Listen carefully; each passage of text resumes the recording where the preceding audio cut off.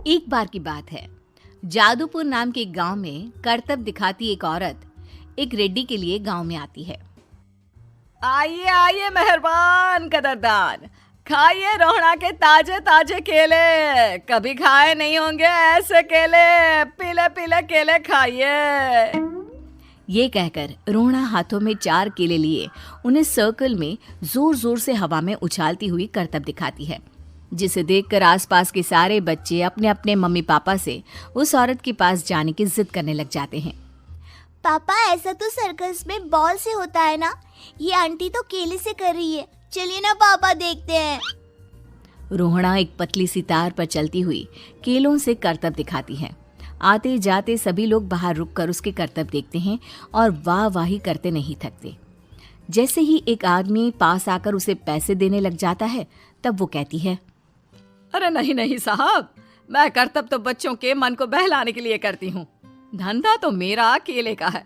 पीछे देखो मेरी रिड्डी, जो भी मेरे केले खाएगा मेरी तरह चुस्त दुरुस्त और तंदुरुस्त हो जाएगा। पता चलता है क्या कि मेरी उम्र 55 की है। अरे पर ऐसे ठंड के मौसम में कोई केला क्यों खाएगा? ये ऐसे वैसे केले नहीं है साहब, ये शरीर में गर्मी देते हैं। ठंड को दूर भगाए जो भी रोहिणा के केले खाए। पापा, अगर मुझे केले नहीं मिले तो मैं घर नहीं जाऊंगी। तभी उसके पापा कहते हैं कि बेटा, केले ठंड में कभी गर्मी नहीं देते। ये सब कहने की बातें हैं, सामान बेचने का तरीका है इनका। पर पिंकी नहीं मानती। मैं केले खाऊंगी। पिंकी की जिद के आगे नत्थू हार जाता है और उसे केले खरीद कर दे देता है। पिंकी खुश होकर केले घर ले आकर खाती है। अब मैं भी करतब करूंगी, कितना मजा आएगा। जादुई केले। पिंकी पहला केला खत्म भी नहीं करती कि वो बेहोश हो जाती है। दूसरे केले से एक काला धुआं आता है और रोहड़ा चुड़ैल बनकर बाहर निकल आती है। मेरे भूतिया केले बच्चे न खाए, ऐसा हो ही नहीं सकता। जादूपुर वालों, कब तक बचोगे? आ गई हूं मैं रोहड़ा, जिसका कोई नहीं कर सकता सामना। रोहड़ा पिंकी को गोद में उठाकर काले धुएं में कहीं गायब हो जाती है। शाम के वक्त नत्थू घर लौटता है और पिंकी को घर में ना पाकर उसकी माँ से कहता है, माँ पिंकी कहाँ है?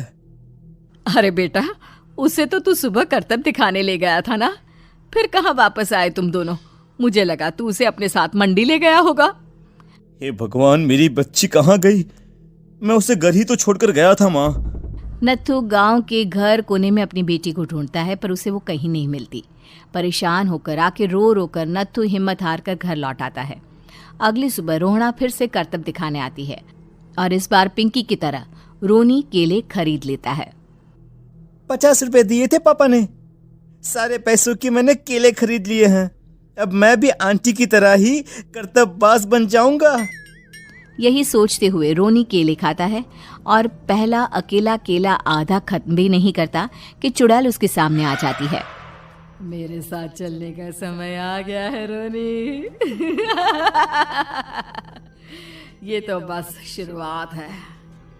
अब इस गांव के सारे बच्चे धीरे धीरे मेरे कब्जे में होंगे, एक बच्चा भी नहीं बचेगा।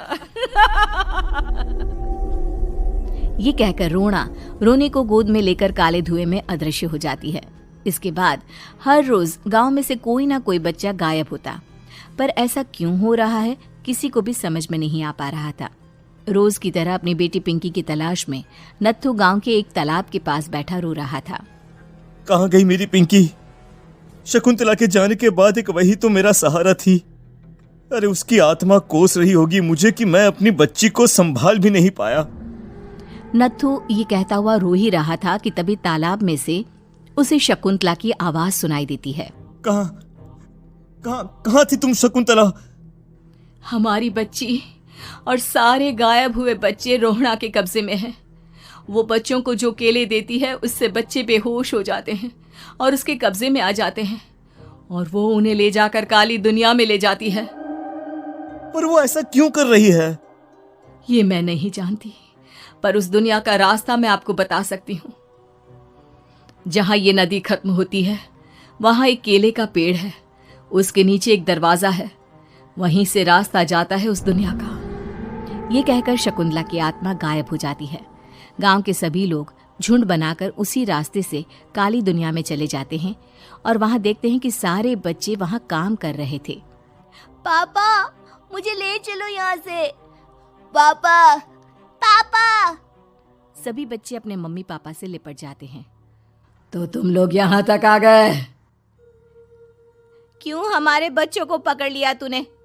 तुझे शिकार ही बनाना है तो ले, हम सब आ गए हैं, हमें खा ले। नहीं, मुझे बच्चे चाहिए, मेरे बच्चे के बदले तुम लोगों के बच्चे। क्या मतलब? मैं इसी गांव में रहने वाली एक औरत थी। केले की चोरी के इल्जाम में मेरे बेटे को गांव वालों ने इतना मारा कि वो मर गया।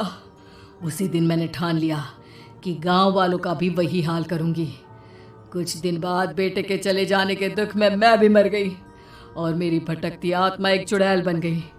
और फिर मैंने बदला लिया तुम सबके बच्चे छीनकर। बर्दाश्त नहीं कर पाए ना, सोचो मुझ पर क्या बीती होगी। हमें माफ कर दो रोना, पता नहीं ये किसकी गलती थी पर हम सभी माफी मांगते हैं। हमारी खुशियां लौटा दो, तुम भी तो एक माँ हो। गांव वालों की बात सुनकर रोना का मन पिघल जाता है और वो बच्चों को छोड़ देती है।